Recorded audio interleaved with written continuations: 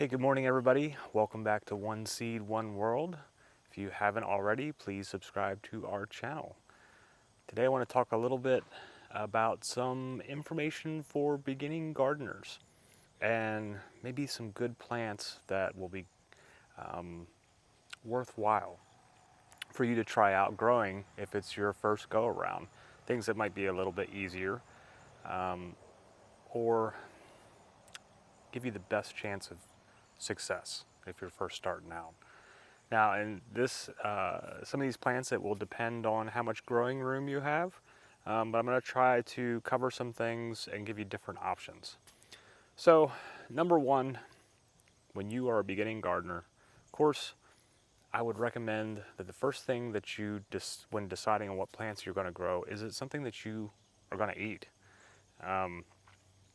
If you absolutely hate kale, then why would you plant any, even if it's maybe an easier plant to grow or more forgiving? So kind of look at things that you like to eat or things that you would like to try, and then build your list from there.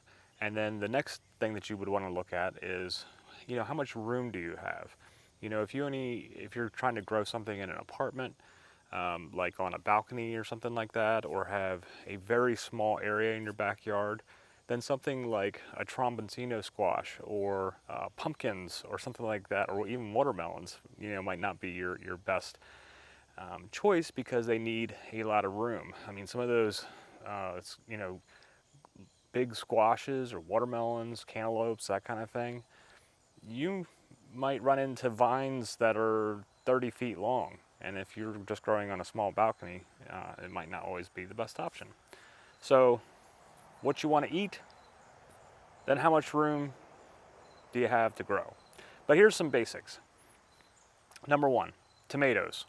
It's always the beginning starter for a new gardener is to, put in a couple tomato plants. You don't need that many plants, really. One or two plants will get you probably all the tomatoes that you need to eat if it's just like one or two of you. If you have a larger family, you might want to add a couple more.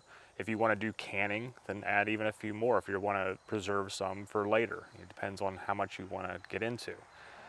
So there's two different kinds of tomato plants. There is determinate and indeterminate. Determinate means that they will grow to a certain height and then stop. They will put off a certain number of tomatoes that year, and you don't need as much room for a determinate. Example of like a determinate tomato would be Romas, really. Most of your Romas are determinate. They will need some support because as they get taller and you get the heaviness of the tomatoes growing on them, they're going to want to flop over after a while. So you could use some sort of tomato cage or something like that, but you don't need like big, huge trellises to support vines that will continue to grow.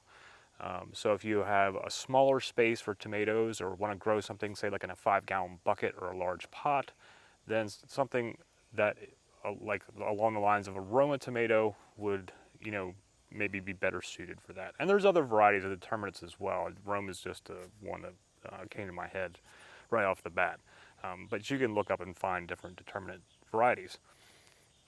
Indeterminates means they just keep growing and growing and growing and growing. The vines will until frost kills them. Until basically frost kills them off, or a disease, or bugs or something like that. If you run into other problems. But if you have more growing space and can do some larger trellising, like cattle panel trellises or some tall posts that you can tie them to, then go with the indeterminate varieties. And there's tons of those. Like a lot of your beefsteaks and like some of the heirlooms like Berkeley tie-dye or black crim or let's see, what else? What did I grow? Oh, Cherokee purples is a really good one. They will just, the vines will keep growing. I got some tomato plants back here behind me. Now these were ones that I stuck in late and didn't do any trellising at all. I just kind of let them fall over in the beds, and I'm fine with that. But if you're growing throughout the summer, you always want to give your tomatoes some support. So there's a good starting plant. It is your tomatoes. Next would probably be say like cucumbers. Cucumbers are always popular, and you have a lot of different varieties to choose from. They are something that prefer the cooler weather, so you would start them earlier in the spring, and they might not last throughout the whole summer depending on your growing zone. If it's too hot, they over time may die off or get a disease or something like that. But for early crops, cucumbers is a good choice for a new gardener. They're not hard to get started from seed, and you can also buy small plants from like nurseries and transplant them into your areas. You will need trellising because they do vine out. But if you've got the room for them, there's all different kinds that you can choose from. Whether you want to do like a pickling cucumber, or if you want to do something like one of those long English cucumbers, or a good one that I grew this year was the early fortune cucumber, which they can be used for slicing and eating as well as pickling. Really, most cucumbers you can pickle, but there are some that like the Chicago pickling cucumber may be better suited, I guess, for pickles. But I've grown multiple different types of varieties of cucumbers and have pickled all of them. They all work. So pick something that maybe is more versatile and something that you're going to like to eat, maybe just to cut up and throw in a salad versus only pickling them. So cucumbers is the next one. Third would be squash. Again, there is massive amounts of varieties of squash, whether they're vining or bush type plants. Good one that people start out with is the zucchini. Zucchini is also easy to grow. It's easy to sprout from seed, fairly easy to take care of, and they put off a lot of fruits. You'll get a lot of squash from zucchini plants. And they're a bush variety, so you don't need like the big trellising and whatever. There are actually some vining varieties as well, but your general zucchini that you see in the store for squash, like I said, which is summer squash, would be just a general bush variety. Also like yellow crooked neck squash, yellow summer squash. There's some other yellow varieties that you can do as well if you want to maybe try a couple of each kind. The squash is pretty easy to grow. There are certain pests and diseases you will have to deal with over time, again, depending on where you live and how long your growing zone is. But it's a good starter plant because it's easy to get going. If you want to go with like a vining variety of squash, you could do butternut squash, and that will give you a squash for wintertime. So if you want to do a zucchini here and then some butternut squash over there. Butternut squash does need the room for the trellising, so it's going to need a lot of room to grow. And you can let it just grow on the ground, but trellising is kind of fun too, because then you can kind of pick it up in the air, harvest it when it's hanging up in the air instead of trying to dig through all your vines and leaves on the ground. But squash would be another variety of plant that's easy to go for a beginning gardener. Next would be beans. Pretty much standard would be green beans. These also come in either a bush variety or a pole variety. So depending again on how much room you have, you can plant green beans that are bush variety. They maybe grow about that tall or so, and then you can pick those. Or if you've got room for trellising, you can get pole varieties, and then they'll grow up, and then you can be picking like this. And so again, they germinate pretty easily and will give you a lot of beans for a fairly minimal amount of work, as long as you keep them weeded out and whatnot. They don't normally run into too many pests or diseases for the most part, so they might be an easier choice to go with. And then there's all other kinds of beans that you can grow. I use green beans as the first example, but you could choose lima beans, and you could choose dragon tongue beans and long beans, and I don't know, there's so many different kinds of beans out there. And a lot of them come in bush varieties. A lot of them are pole varieties that you would want to trellis. So just do your research before you choose a bean or many different kinds of beans, and see what you have room to grow, whether it's pole or bush variety. Another good starter plant would be radishes. They're a cooler weather plant, so it's something you would plant in the spring, but then you can plant it again in the fall. It's something that you can plant in the ground, and it's of course a root.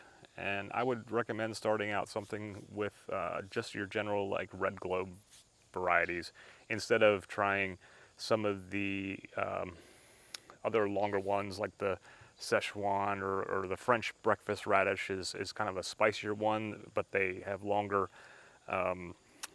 tubers, and so some of those can you can run into issues if you don't have enough cooler temperatures. That sometimes they get a little picky about how hot it is, especially the Szechuan ones.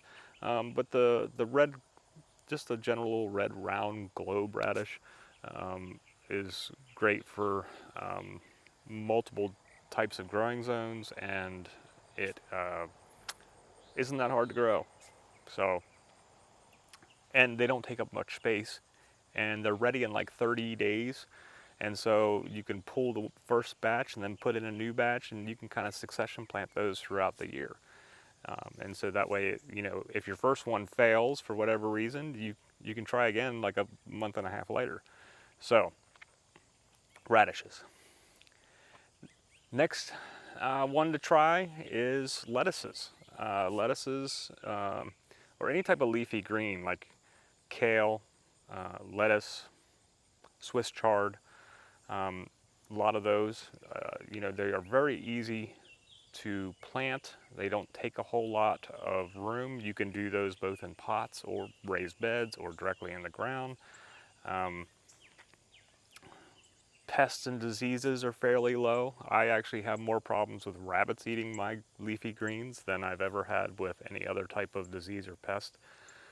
So, you know, and they will continue to come back as you harvest them. The leaves will continue to grow, and as long as it doesn't get too hot where they would go to seed, you can harvest lettuce, kale, Swiss chard over and over and over again throughout the year. And so you're, even if you're putting it like in a small area or in like I say like a large pot, you know, you cut it, and then a couple weeks later you got a new batch coming in, and you can cut that and, you know, have succession salads. And there's all different varieties that you can choose from. Just pick the ones you think you'll like, or pick some ones that you think that you might like and want to try something new. So, tomatoes, cucumbers, beans, squash, leafy greens. Those are 5 good types of plants to start off with. And then another favorite of mine is peppers. There are so many different varieties of peppers, whether you go with sweet peppers or with spicy hot peppers. And then, you know, in that there's all different levels of spice and sweetness. And there's tons of varieties to choose from. And there's a lot of most pepper plants, they put off a lot of peppers. So you're going to get a lot from even just 2 or 3 pepper plants, although I tend to overplant and have tons of peppers throughout the year of different varieties. Peppers, again, are easy to grow. They take a little bit longer to germinate than, say, like tomatoes or cucumbers or some of these other ones that I mentioned. And they like a warmer, hotter, both germination and growing. But they also like a decent amount of water, so they take a little care. But very rarely do you run into pests or diseases with peppers. So that's another one that you can grow that is probably gonna not take up so much of your time. Keep things weeded. Peppers can run into some blossom end rot just like tomatoes can, but I don't see it a whole lot, so it's normally pretty rare. So peppers is a good 6th type of plant to add on to that, depending on what you want to expand into. Of course, there's all kinds of other stuff that you can grow. I mean, you know, watermelon, cantaloupe, kajari melons, eggplants, cucamelons, turnips, onions. I don't know, the list goes on. But I just wanted to give you a few varieties to think about when you're first starting out as a gardener, and some ones that might be a little bit more forgiving, ones that will help you learn the craft of gardening and hopefully get some joy out of it, as well as getting some good produce. You just have to remember as a new gardener that if your things that you plant fail the first year, don't give up, because every season is different. I've had some years where I have overabundance of one thing, and then the next year I get nothing, whether it's due to, weather, bugs, and diseases. They will vary year to year depending on what's going on in the environment. But the more that you plant and practice with these kind of things, you're gonna kind of learn the ins and outs of the different plants. You're gonna learn different varieties, and you're gonna get to taste all kinds of amazing things and make all kinds of amazing recipes, and just learn as you go. It's a constant learning thing. Every year I learn something new, even though I've been gardening for a long time. I'm always learning about new varieties, trying new varieties, finding different ones that work better. Sometimes I plant something and it looks really awesome, but then when I eat it, I don't really like it. And so then I'm like, okay, well, I'm not planting that next time. I'll try something different. So you can always learn. So I hope that you will try gardening, and I hope that this little bit of me rambling on gave you some ideas of plants to try. If you have any questions or comments, feel free to put them below. And I hope that it all comes together for you, and that you try out gardening, and that whatever's going on in your neck of the woods, and your gardens, your homesteads, your potential gardens, your potential homesteads, I hope that you have great success and very good harvest. But we will see you again soon. Hope you have a great day. Namaste.